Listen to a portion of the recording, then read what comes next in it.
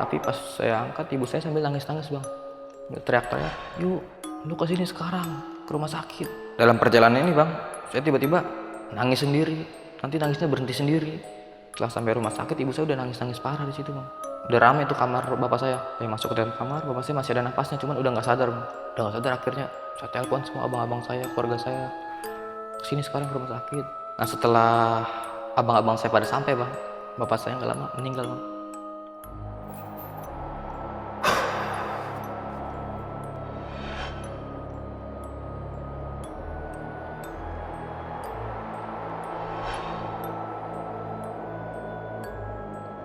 Yang nggak lama setelah saya baca ratib itu bang, sakit lagi bang. Sampai itu jalannya udah benar-benar nggak bisa jalan. Nah setelah itu akhirnya saya bawalah ke rumah sakit lagi bang. Saya bawa ke rumah sakit, pas dicek sama rumah sakit, darahnya bapak saya nggak ada. Hah?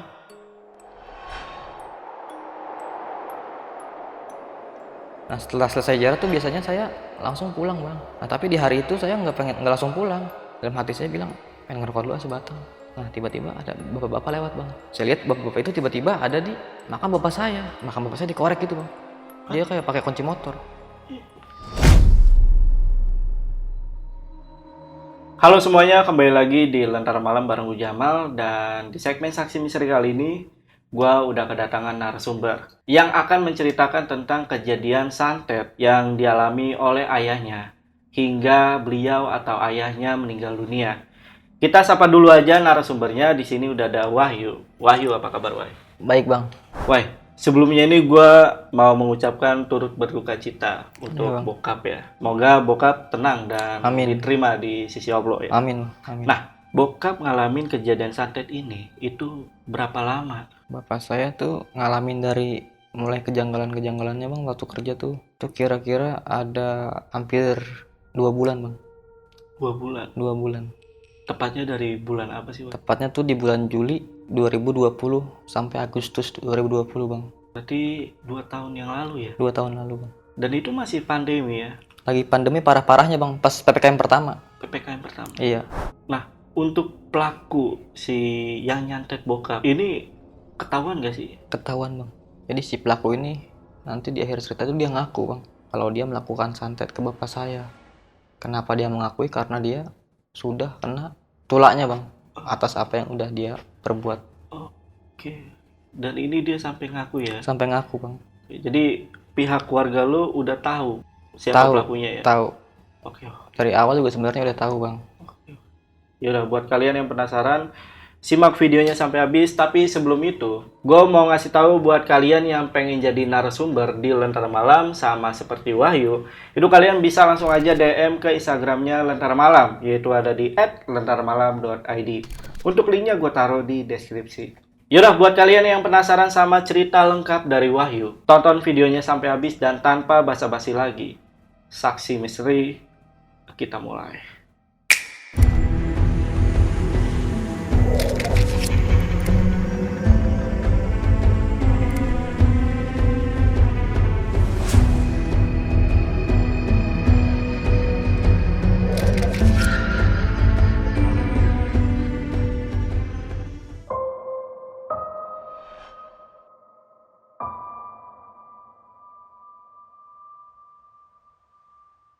Kejadian itu bang di tahun 2020 bang, pas pandemi lagi parah-parahnya. Tepatnya pas PPKM pertama bang. Nah bapak saya itu mandor di salah satu proyek. Dia udah jadi kepercayaan bos itu dari tahun 2005 sampai akhir hayatnya dia, 2020. Nah kebetulan bapak saya lagi dapat job di Jakarta. Waktu itu saya sempat kerja di salah satu perusahaan bang. Karena pandemi itu PPKM saya dapat kena PHK bang. Akhirnya beberapa minggu nganggur, saya diajak kerja sama bapak saya di proyek ini. Jadi di kejadian itu ada saya. Jadi kerja bareng bokap. Iya, karena bapak saya lagi dapat job yang lumayan besar bang. Si bos ini minta satu proyek ini ada 2 mandor bang. Kira didatengin mandor dari luar kota. Awalnya sih kerja biasa-biasa aja gitu, normal-normal aja. Nah makin lama semakin banyak perbedaan pendapat. Jadi sering selisih paham lah. Akhirnya cekcok kayak gitu. Dari siapa sama siapa? Bapak saya sama mandor ini kan jadi sama-sama mandor nih. Nah nggak lama dari situ, beberapa minggu kayak ngerasa ada kejadian yang ganjil bang di situ. Tepatnya itu hari Jumat jam 9 pagi bang. Tiba-tiba itu ada angin kencang di proyek itu bang. Dan bangunan yang bapak saya bangun itu rubuh, ambruk. Nah, sedangkan di samping-sampingnya kan banyak rumah-rumah warga. Itu nggak kenapa-napa. Jadi yang ambruk tuh hanya bangunan bapak saya aja.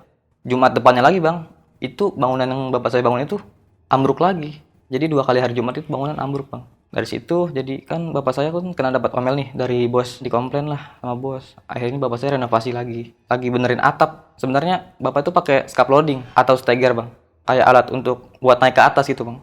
Pas lagi pakai scaffolding itu, si mandor ini mau nyamperin bapak, mau pakai scaffolding yang lagi dipakai bapak itu. Nah dari situ bang, bapak saya mulai cekcok tuh bang, karena scaffolding itu lagi dipakai, mau diambil sama mandor ini. Sebenarnya scaffolding itu banyak bang, cuman kan ketimpa sama bangunan yang ambruk itu, jadi tinggal satu. Jadi rusak ya. Iya, jadi tinggal satu. Terus si mandor ini ngomong bang, bapak mau main halus apa main kasar nih? Tiba-tiba ngomong begitu. Nah dari situ bapak saya nggak nimpalin bang, nggak ngeladenin, lanjut kerja aja gitu, bodo amat dia mau ngomong apa, kata bapak saya gitu. Dari situ mulai ada kejadian yang janggal itu bang menurut saya. Jadi bapak saya tuh sakit bang. Bapak saya sakitnya itu dari jam 12 malam sampai azan subuh aja. Nanti paginya kerja lagi bang. Makin lama saya ngerasa, wah udah mulai ganjil ini bang.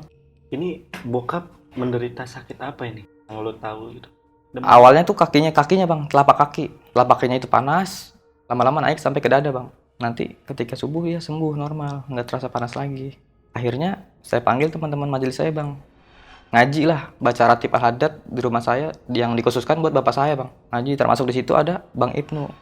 Semua akhirnya saya panggil, selesailah di rumah, bapak saya normal. Nah setelah itu malamnya bapak saya bisa tidur bang, alhamdulillah nggak sakit lagi. Nah pas tidur itu dia mimpi bang, dia mimpi diikat sama orang, cuman orang itu nggak ada bang, cuman ada suaranya aja. Dia diikat jadi 3 bagian bang, dari kaki, pinggang sama dada. Diikatnya itu pakai kawat emas, terus dilapisin lagi sama kain putih bang, mimpinya beliau. Nah sampai akhirnya pas setelah mimpi itu bapak saya makin parah sakitnya bang. Saya sama keluarga berunding memutuskan buat ngecek ke rumah sakit bang. Kira kan diantar sama kakak saya sama abang saya kan kerja masih, jadi yang antar abang saya tuh. Pas sampai rumah sakit, kalau dicek tuh di ronsen baju dibuka semua ya bang. Baju dibuka, nah bajunya itu dititip sama abang saya, ditaruh pundaknya dia. Nah sampai situ bang, setelah dicek nggak ada penyakit bang ternyata. Normal. Iya bang, bapak saya normal. Diantar pulang sama abang saya. Pas sampai rumah bang, abang saya yang antar itu kesurupan bang. Semua barang-barang di rumah tuh ditonjok, ditendang, hancur bang. Setelah itu abang saya jalan ke dapur, dalam kondisi kesurupan itu. Jalan ke dapur, keluar kan belakang rumah saya kayak kebun gitu bang. Di situ dia berantem bang, cuman nggak ada lawannya bang, berantem sendiri gitu. Nah akhirnya saya panggil salah satu praktisi gitu bang, buat ngobatin abang saya di rumah. Setelah itu pas lagi diobatin, abang saya cuma bilang jangan ada yang ikut campur. Abang saya bilang begitu. Akhirnya diobatin sama praktisi itu, keluarlah, alhamdulillah abang saya sembuh. Nah dari situ bang, bapak saya kerja lagi bang, dari rumah sakit itu langsung kerja normal. Nanti malamnya sakit lagi bang, paginya subuh sembuh lagi.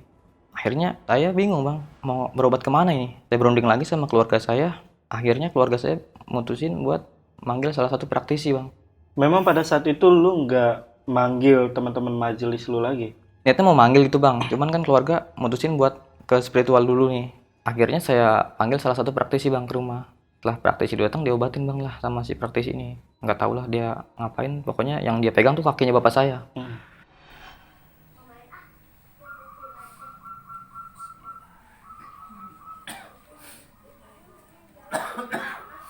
Kakinya dipegang, ditanya langsung sama si praktisi ini bapak saya, ente kesel nggak sama saya? Dijawab sama bapak saya enggak. Kedua kalinya dipegang lagi, ditanya lagi bang, ente kesel nggak sama saya? Masih jawab enggak. Pas ketiga kalinya dipegang lagi bang, dikencengin, tanya lagi, ente kesel nggak sama saya? Nah si bapak saya ini sambil nangis, nadanya tinggi, bilang gua kesel banget sama lu. Tiba-tiba bilang gitu bang. Nah kan saya kan ada di belakang nih, saya sama ibu saya. Nah tiba-tiba ibu saya kesurupan bang.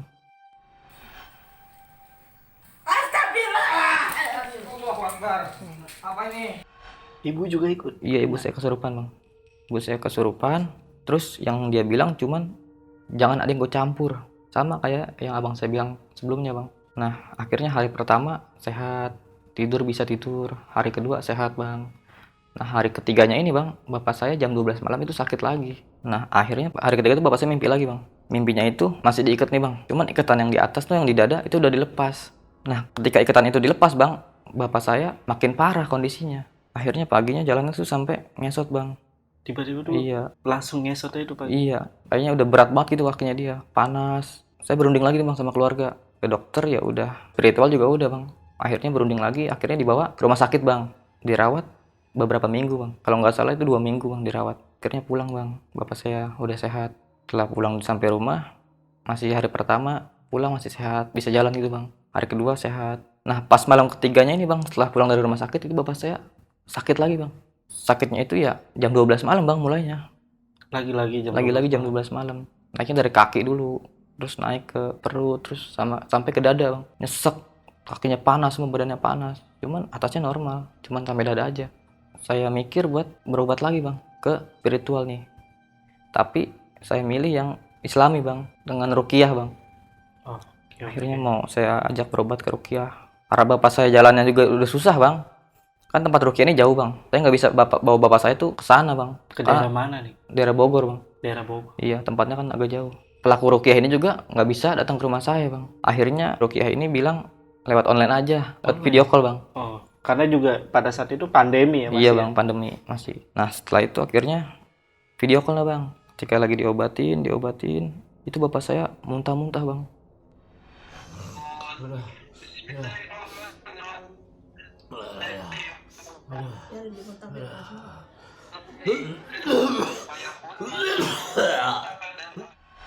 Muntah. Ya sama ibu saya juga ikut-ngikut muntah-muntah.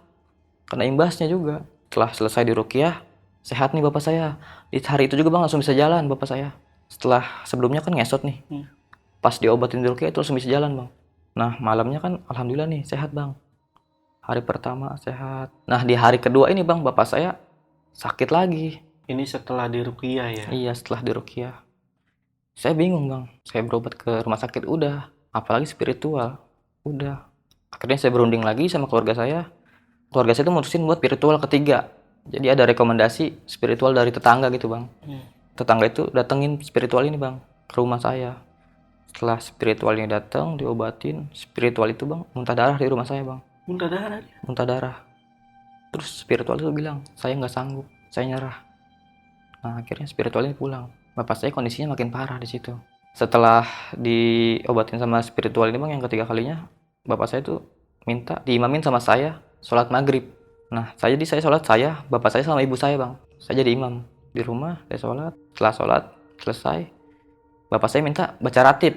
Akhirnya saya pimpin tuh baca ratib di rumah. Setelah saya baca ratib sampai tengah-tengah bang, ibu saya kesurupan. Bapak saya muntah-muntah. Ibu saya pas kesurupan tuh bilang, jangan ikut campur, sambil teriak tuh bang. Tapi saya nggak hirauin itu bang. Saya tetap mau lanjutin dulu nih sampai selesai ratib saya.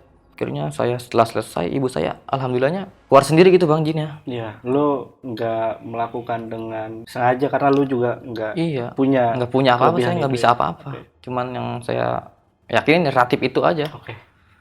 Nah akhirnya setelah baca ratib itu bapak saya bisa jalan bang. Dengan kekuatan ratib itu, alhamdulillah bisa jalan. Tapi nggak lama dari situ sakit lagi bang. Nah jadi awal mulanya sakit tuh tetap jam 12 malam bang. Yang bikin ganjil itu.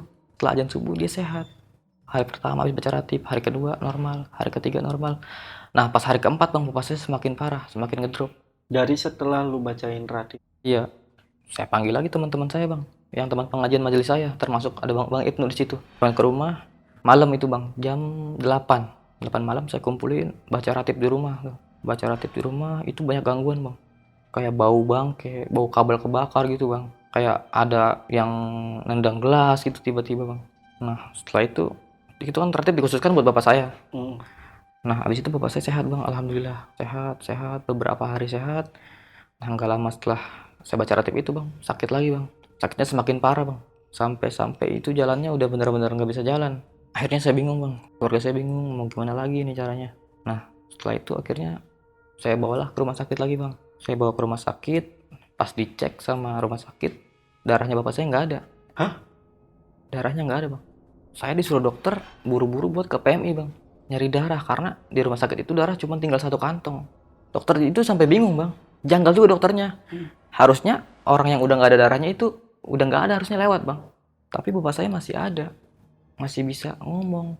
Tapi memang kondisi bokap pada saat itu udah kurus kering kah? Maaf Kurus ya, kering, ya kurus kering. Kurus kering ya. Cuman ya bagian pinggang ke bawah aja itu nggak bisa gerak gitu. Bisa gerak, cuman buat jalan udah nggak kuat. Cuman dia buat bangun dia masih bisa. Akhirnya saya ke PMI bang, saya ke PMI nyari darah. Saya sama abang saya berdua donor darah saya masih kurang ternyata bang. Akhirnya saya nyari lah di situ orang-orang yang mau donor darah. Saya minta gitu. Karena ketemu kakek-kakek, Pak, saya minta tolong. Saya butuh darah sekarang ini juga. Bapak saya. Lu minta on the spot aja gitu ya, langsung gitu. Iya, saya langsung bang. Sama ada orang darah. Saya tanya darahnya apa. Sama bapak saya bilang, Pak, saya butuh darah. Pada saat di PMI itu. Iya, pas di PMI. Ketika orang datang mau donor, saya tanya langsung, Bang, saya butuh darah, Pak. Saya bilang, buat bapak saya masih kurang darah saya. Saya bilang gitu, Bang. Akhirnya bapak itu mau ngasih, Bang. Di situ kakek-kakek itu saya peluk, saya cium tangan, saya bilang terima kasih. Alhamdulillah dapat bang darah buat bapak saya. Saya balik ke rumah sakit bang. Akhirnya ditambah sama dokter. Dirawat kan ibu saya jaga malam bang. Saya jaga pagi bergantian saya bang. Rolling sama ibu saya. Ibu saya malam, sayanya pagi. Ya sore itu habis ngantar darah, kan ibu saya jaga. Saya pulang bang. Tambah nih darah bapak saya. Pas paginya bang, saya datang ke rumah sakit gantian sama ibu saya. Ibu saya cerita, bapak ditambah darah, itu darahnya nggak nambah. Hah? Tetap segitu. Dokter makin nggak ngerti gitu.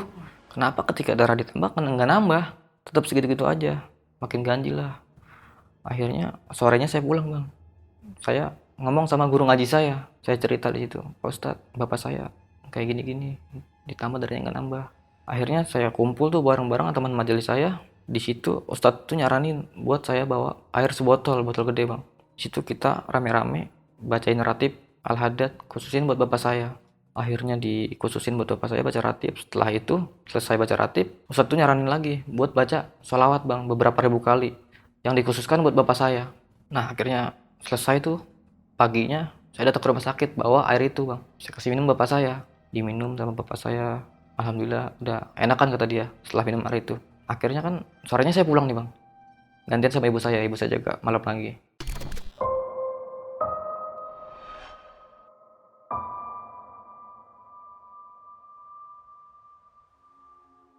Paginya saya datang lagi bang. Bapak saya paginya cerita bang sama saya. Yuk, semalam bapak didatangin sama 4 jin di rumah sakit itu. Didatangin sama 4 jin. Nah, yang satu ini rajanya. Gede, tinggi, hitam berbulu, matanya merah. Itu yang kita sebut biasa genderuwo bang. Iya. Nah, si jin ini bang nyebutin nama. Nama gue Badrun. Lu mau mati di sini apa mati di rumah? Ngancem bokap. Ngancem bokap bang. Kalau lu mau mati di sini, gue matiin di sini. Tapi kalau lu mau mati di rumah, lu gue matiin di rumah. Lu pulang sekarang. Nah, jadi si Badrun ini bang bawa anak buah. Anak buahnya itu 3 bang. Anak buahnya itu bang, kata bapak saya kayak tulang doang bang, berlapis kulit, sama rambutnya gondrong, matanya merah. Nah, si anak buahnya ini bang lagi gigitin badan bapak saya. Gigitin badan bapak saya itu yang saya pikir ya, mungkin ini yang menyebabkan darah bapak saya nggak nambah. Setelah itu akhirnya saya pulang paginya, saya nanya lagi bang sama Ustadz, guru ngaji saya. Ustadz gimana?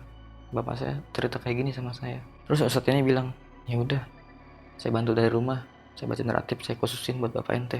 Ya udah dibacain ratib tuh bang. Setelah dibacain ratib itu bang, bapak saya ngerasa enakan gitu bang badannya. Cuman ya darahnya nggak tahu bang, saya nggak nanya lagi tuh sama dokter, nggak ada kabar lagi saya. Nah setelah itu bang, malam itu tepatnya hari Rabu bang, malam Kamis. Hari Rabu malam Kamis itu bang, bulan Agustus. Saya tuh pengen ziarah bang, tiba-tiba. Emang tuh saya seringnya keliling tuh bang ziarah tiap malam Jumat sama majelis saya tuh sama Bang Ibnu semua. Saya keliling majelis tuh, wali-wali Jakarta biasanya. Nah ini tiba-tiba malam Kamis ini saya pengen ziarah bang. Akhirnya saya hubungin tuh bang teman-teman majelis saya. Yo ziarah. Akhirnya pada kumpul nih bang. Kumpul akhirnya kita berangkat ke salah satu makam wali di Jakarta bang. Saya berangkat, setelah sampai saya baca ratib bang di situ. Baru sampai tawasul bang, saya ditelepon sama ibu saya yang jaga di rumah sakit. Ibu saya bilang, yuk tolong doain bapak ya. Emang bapak kenapa mak? Nggak apa-apa, ibu saya bilang gitu. Saya tegasin lagi bang, bapak kenapa mak? Ngomong aja jujur, saya bilang gitu. Enggak bapak nggak apa-apa, langsung dimatiin bang teleponnya. Terus saya lanjutin tuh ziarah, lanjutin. Ketika pas mau baca ratib baru mau mulai bang, ditelepon lagi saya sama ibu saya. Tapi pas saya angkat, ibu saya sambil nangis-nangis bang, teriak-teriak, yuk lu kesini sekarang ke rumah sakit. Saya nggak pikir panjang bang, saya matiin telepon, saya berangkat. Saya tinggalin teman-teman saya berangkat sendiri. Dalam perjalanan ini bang, saya tiba-tiba nangis sendiri. Nanti nangisnya berhenti sendiri. Singkat cerita bang, saya sampai bang ke rumah sakit. Setelah sampai rumah sakit, ibu saya udah nangis-nangis parah di situ bang. Udah rame tuh kamar bapak saya. Saya masuk ke dalam kamar, bapak saya masih ada nafasnya, cuman udah nggak sadar bang. Udah nggak sadar, akhirnya saya telepon semua abang-abang saya, keluarga saya, kesini sekarang ke rumah sakit. Nah setelah abang-abang saya pada sampai bang, bapak saya nggak lama meninggal bang.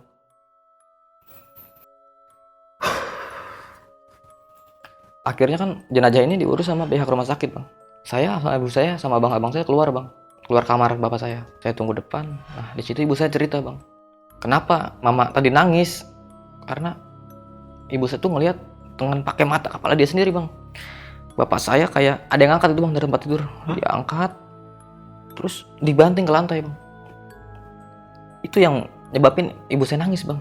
Kayak nggak habis pikir bang sampai segininya. Pas sampai itu akhirnya jenazah diurus sama rumah sakit, dibawa ke rumah pakai ambulan. Sampai rumah, rame di rumah. Akhirnya dikubur pagi bang, dikubur pagi. Malamnya kan tahlilan bang. Hari pertama tahlilan bang. Jadi kejadian itu nggak sampai situ bang. Itu ada gangguan di rumah bang. Bau kabel kebakar. Tiba-tiba gelas jatuh. Terus ustadz ini kayak ngerti gitu bang. Dia bilang, wah ada yang nggak beres nih. Saya tanya, nggak beres kenapa ustadz? Nggak apa-apa kata dia gitu. Ya hari kedua tahlilan. Paginya ini bang, setelah tahlilan hari kedua, kan ada ibu-ibu yang bantuin bawa logistik itu bang, buat bantu-bantu acara di rumah. Nah setelah ibu-ibu tuh masuk ke dalam rumah saya, tiba-tiba itu bantuannya, barangnya itu dia ditaruh, terus dia lari bang, keluar. Saya kejar bang ibu-ibu itu.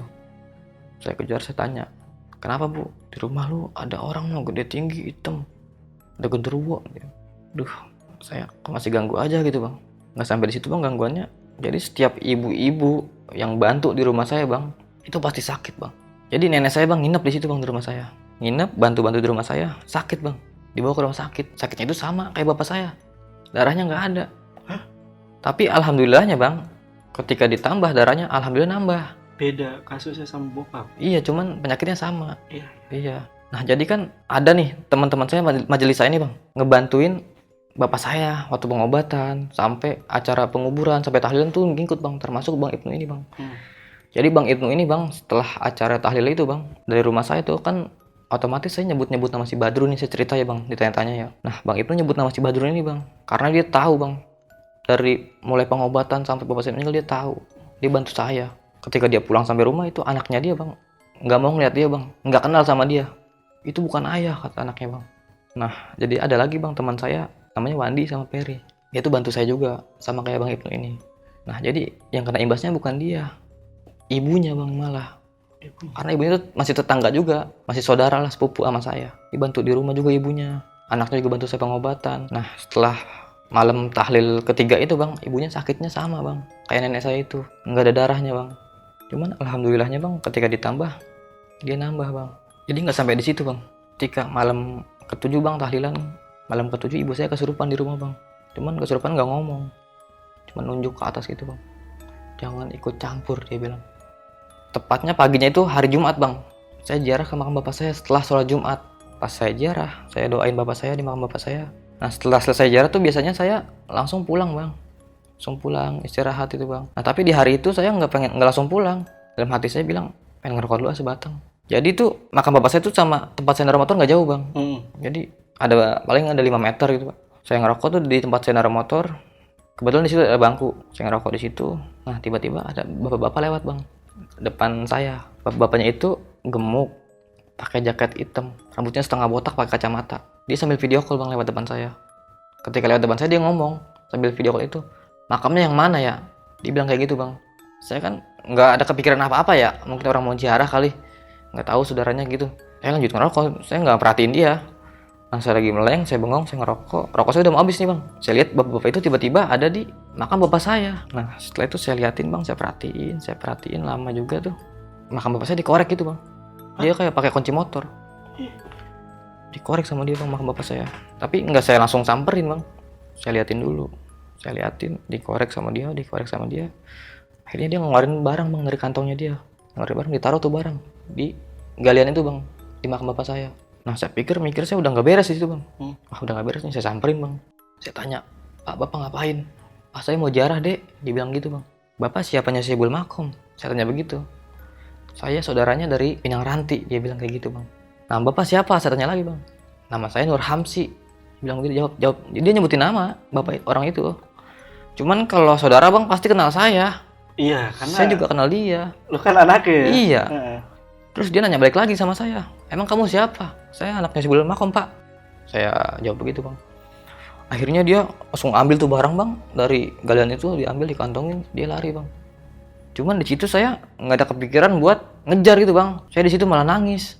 Nggak ada kepikiran sama sekali buat nangkep. Dan nangis akhirnya saya pulang bang. Saya pulang, saya ngadu ke guru ngaji saya bang. Saya bilang, Ustadz, makam bapak saya digali orang. Dia naruh barang ini. Saya sebutin barangnya bang. Jadi barangnya itu bang kayak kain putih bang, kecil segini. Nah dalamnya itu ada kertas bang. Ada bacaan Arab sama Latin. Jadi separuh keluar gitu. Ini lu sempet bener-bener ngeliat Lihat jelas bang. jelas. Karena waktu saya masih ngobrol tuh barang nggak diambil. Ketika saya nyebutin saya anaknya, baru diambil bang sama dia. Si Ustadz ini nyaranin, ya udah malam Senin sama malam Jumat ente tungguin ya makam bapak ente. Dari abis maghrib sampai azan subuh, dibilang kayak gitu bang. Disuruh tungguin. Nah akhirnya malam Seninnya nih bang, tungguin nih bang makam bapak saya. Saya ajak teman-teman majelis saya. Makam bapak saya tuh depannya itu kontrakan bang. Ada kontrakan rumah teman saya. Jadi saya numpang situ bang. Saya ajak teman majelis saya tuh buat nongkrong di situ, buat mantau makam bapak saya. Nah akhirnya saya pantau. Nah jam 11 malam bang, ini orang datang lagi bang. Cuman dia naruh mobil di depan komplek pemakaman. Dia jalan masuk ke makam tuh jalan kaki. Nah ketemu lagi sama saya. Ketika saya mau keluar, dia ngeliat saya gitu bang. Ketemu kepapasan. Nah dia lari bang. Masuk ke mobil. Saya kejar bang pakai motor. Tapi nggak kena. Dia masuk tol. Nah akhirnya sampai pagi saya tungguin aman bang, alhamdulillah. Sampai pagi nggak ada yang datang lagi. Nah akhirnya malam Jumatnya bang, saya jaga lagi bang sama teman-teman saya tuh, saya panggil. Saya tunggu jam 11, jam 12, jam 1, jam 2, itu nggak ada yang datang bang. Akhirnya saya bilang, yaudah kalau yang mau pulang dah, nggak apa-apa. Gue di sini dulu nih berdua. Akhirnya saya berdua bang sama teman saya, si Umar. Saya berdua, nah jam 3 pagi bang, itu orang datang lagi bang. Lagi, ketemu saya lagi bang. Jadi ketemunya itu bang, ketika saya mau keluar, dia datang. Nggak pernah, saya tuh pengennya gini bang, saya pengennya saya tuh, orang itu masuk, naruh barang, saya pengen gapin gitu bang. Iya, lu pengen dia ketangkep basah lah ya. Iya bang, biar ada bukti saya gitu bang. Nah tapi nggak sampai kayak gitu, jadi gagal terus. Akhirnya beberapa minggu saya pantau nggak ada apa lagi tuh bang. Setelah itu aman, alhamdulillah.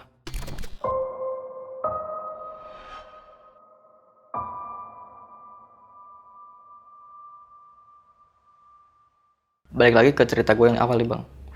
Kan waktu itu kan tadi gue sempat bilang ada 2 mandor nih bang satu proyek. Satunya bapak gue, satunya mandor dari yang luar kota ini bang. Nah kan bapak gue meninggal nih bang. Akhirnya proyek ini pegang utuh sama si mandor dari luar kota ini bang. Dia pegang utuh, udah kemana-mana gitu bang sekarang. Terus nggak lama dari situ bang, beberapa bulan bapak saya meninggal bang. Saya kan di proyek itu deket bang sama salah satu security bang. Kenal deket gitu. Pas kerja di situ aja deketnya. Nah si mandor ini tahu bang kalau saya deket sama security ini. Dia tahu. Saya dapat salam dari security ini. Noh, lu dapat salam noh dari siapa bang? Dari si mandor ini bang, yang dari luar kota ini. Salam apaan bang? Dia bilang, saya minta maaf. Saya udah nyantet bapak. Hah? Dia ngaku bang. Kenapa? Dia ngaku karena dia udah kena tulanya bang. Kena timbal balik apa yang udah dilakukan ke bapak saya. Itu bang. Dia ngaku. Akhirnya ya saya bilang dong, bang kalau mau minta maaf ke rumah aja. Saya sama keluarga saya, insya Allah udah terima semua. Emang sih awalnya saya nggak terima, Iya. cuman lama-kelamaan terima Ikhlas juga, lah ya. ikhlas. Emang mikir udah jalan kayak gini bapak saya. Dia nggak sampai sekarang tuh nggak ada niat baik itu bang buat ke rumah. Cuman beraninya lewat orang bang, nitip salam. Oh, oke.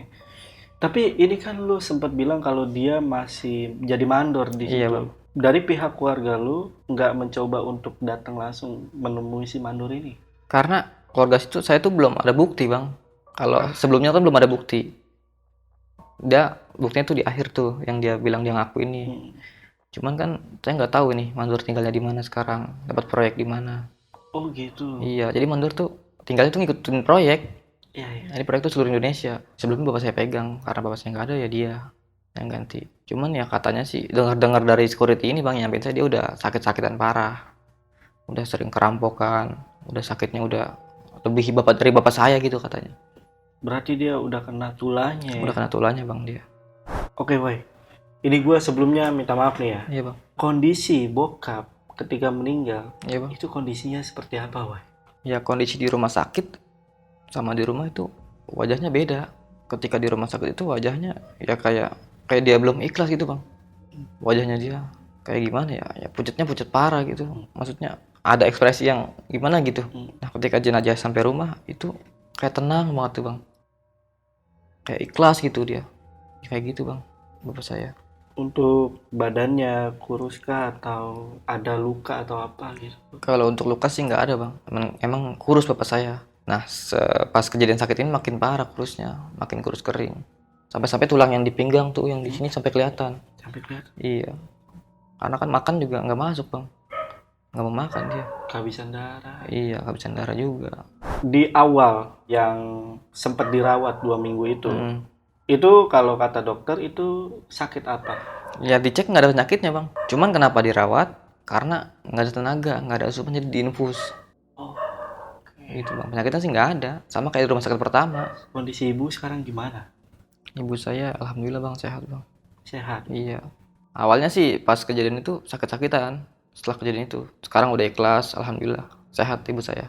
Nah, Wai, ini kan tadi lu sempat cerita kalau bokap, bahkan beberapa orang lihat kalau ada sosok si Badrun ya, atau si Iya, Bang. genderuwo ya, Iya, Bang. kita sering nyebutnya. Nah, ada gak dari teman-teman majelis yang punya kelebihan kalau memang sosok itu tuh memang selalu bersama bokap pada saat itu, mengganggu bokap? Jadi ada bang, Oke. jadi teman saya tuh kayak bisa gitu bang, Iya. ngerti peka itu. Mm-mm. Kan waktu pengobatan yang spiritual itu kan teman saya juga saya ajak tuh bang buat backup tuh, Mm-mm. sama termasuk yang Ibnu itu bang Ferry semua. Saya ajak di situ bang. Nah salah satu teman saya ini yang bisa ini ngelihat bang, ketika lagi diobatin tuh ada bang, ketika selesai obatin dia pergi. Ah, Iya, termasuk yang anak buahnya ini yang 3 ini. Jadi sosok itu diri, nah anak buahnya itu 3 di belakangnya dia. Kadang-kadang tuh kata teman saya sih anak buahnya itu nemplok-nemplok ke tembok-tembok gitu bang. Dia ngeliat itu. Teman saya juga kayak indigo gitulah. mm-mm. Cuman ya awalnya sih masa iya saya bilang gitu. Dia menggambarin sosoknya ya hampir sama yang kayak bapak saya bilang itu. Padahal bapak saya itu pas teman saya cerita itu nggak tahu yang dilihat teman saya. Kakak gimana? Kakak kan sempat kesurupan ya. Iya bang. Itu gimana tuh sekarang kondisinya? Kakak saya tuh jadi orang itu dari dulu bang sampai sekarang tuh nggak pernah kesurupan, baru sekali-kalinya itu bang ketika nganterin bapak saya ke rumah sakit. Iya. Jadi kayaknya bang nggak ada yang boleh itu nganterin bapak saya, bantu bapak saya nggak ada yang boleh bang. Oh, nggak ada yang boleh bantuin. Iya nggak ada yang untuk boleh bang. nyembuhin ya. Iya, Iya, iya. tapi kakak saya alhamdulillah sehat. Sehat juga. Setelah kejadian itu nggak apa-apa, karena emang dia mah masa bodoh sama yang gitu, nggak percaya gitu bang, tapi sehat alhamdulillah sampai sekarang. Kenapa dari pihak keluarga lo, Ay, pada saat di Rukia kan sempat sembuh lah ya. Iya. Bisa dibilang sembuh sementara ya walaupun kayak gitu ya. Kenapa nggak mencoba lagi untuk di Rukia lagi? Karena pada saat itu bang, yang saya yakinin ya ratib. Ratib ya. Iya ratib, makanya saya baca ratib. Nah emang ketika saya baca ratib tuh sembuh, dan juga ketika diobatin sama spiritual yang lain juga sembuh, tapi sembuhnya sesaat doang bang. Satu. Iya nggak lama sakit lagi. Ini saya bingung, ya udah ke rumah sakit lagi aja. Sampai rumah sakit ya kayak gitu kejadiannya.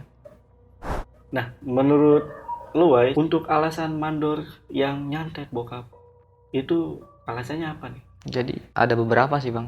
Yang pertama kan masalah sakit hati mungkin, Heeh. yang masalah scaffolding itu bang. Dan juga banyak perbedaan pendapat juga tuh saat pembangunan proyek itu. Mm.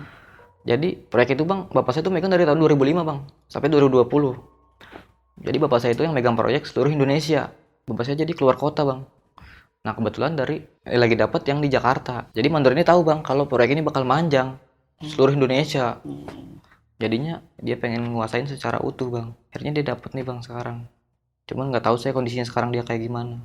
Tapi kabar terakhir dari Satpam ya, Iya dari satpam dia udah parah. dia udah parah ya, Heeh. kena tulahnya ya. Iya. Oke. Nah, untuk lo sendiri selama bokap mengalami kejadian santet ini, lo sempat ngalamin kejadian janggal juga gak sih?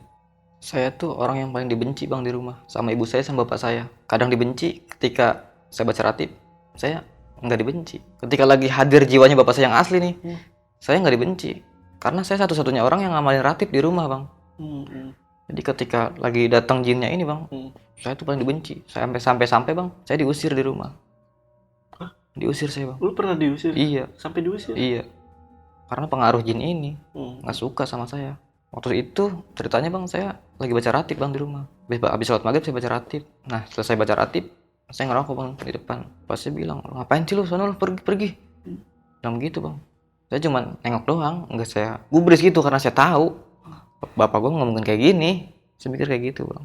Saya diemin aja udah, biarin. Sosok bapak-bapak yang naro benda ya, Iya. benda ke kuburan bokap, ini sosoknya gimana nih? Maksudnya tuh ada gak gambarannya seperti dia dukun atau orang suruhan gitu? Kalau yang saya tahu bang, itu dia cuma orang suruhan. Orang suruhan? Iya. Karena mandornya ini saya tahu, saya kenal. Jadi dia cuma disuruh sama orang ini buat naruh barang itu. Nah, pas si satpamnya ini dikasih tahu sama si mandor kalau dia yang ngelakuin santet, Iya. itu security gimana responnya? Ya karena security itu mihak ke saya gitu bang. Kenal dekat sama bapak saya, kenal dekat sama saya, ya dia jelas marah di situ bang. Oh lu yang ngelakuin ini. Karena security ini tahu bapak saya nggak wajar. Jadi tetangga-tetangga saya tuh banyak juga yang tahu. Termasuk ya kerja di situ, anak buah bapak saya tuh banyak yang tahu kalau bapak saya tuh meninggalnya nggak wajar. Iya, nah security ini marah. Oh jadi lu mau dianterin ke rumah saya, cuman dia nggak mau. Mohon mas, tolong mas, jangan mas, saya belum siap. Nanti kalau udah waktunya, saya pasti ke sana. Dia bilang begitu. Tapi sampai sekarang nggak pernah datang ke rumah bang. Nah tadi kan lo juga cerita kalau beberapa cerita ini ada yang nyaksiin, termasuk Iya bang. Orang yang sering lo sebut tadi Bang Ibnu ya. Iya bang. Bang Ibnu teman majelis ya. Teman majelis saya. Itu ada ceritanya juga gak sih? Ada bang, karena dia benar-benar jadi saksi dari awal sampai akhir. Dia tahu semua bang. Nah, kebetulan Bang Ibnu ini punya YouTube juga bang. Di situ ada versinya dari dia. Ada versinya. Ada versinya dari dia bang. Ibnu ya. Saksi hidupnya. Oke. Di channel apa? Timur Misteri bang. Timur Misteri. Iya. Oke. Mungkin untuk teman-teman yang penasaran ya, langsung aja mampir ke Timur Misteri ya channelnya. Dan linknya gue taruh di deskripsi pastinya. Nah, buat teman-teman nih yang penasaran nih sama cerita yang tadi lo bawa ini, itu kalau pengen nanya langsung ke lo, itu bisa kemana? Udah di Instagram bang. Instagram bisa iya, ya? Instagram. Di mana tuh? Di @wahyucepot105. Oke, dan untuk linknya juga gue taruh di deskripsi. Dan Wahyu sekali lagi turut berduka cita buat bokap. Iya bang. Semoga tenang ya bokapnya sekarang. Amin. Ya. Iya bang, amin. Oke. Yaudah Wahyu, sekali lagi terima kasih. Ya, terima kasih banyak udah sama-sama. datang ya. Ya, bang. Udah sharing pengalamannya. Dan gua Jamal dari Lentar Malam dan Wahyu izin pamit. Bye.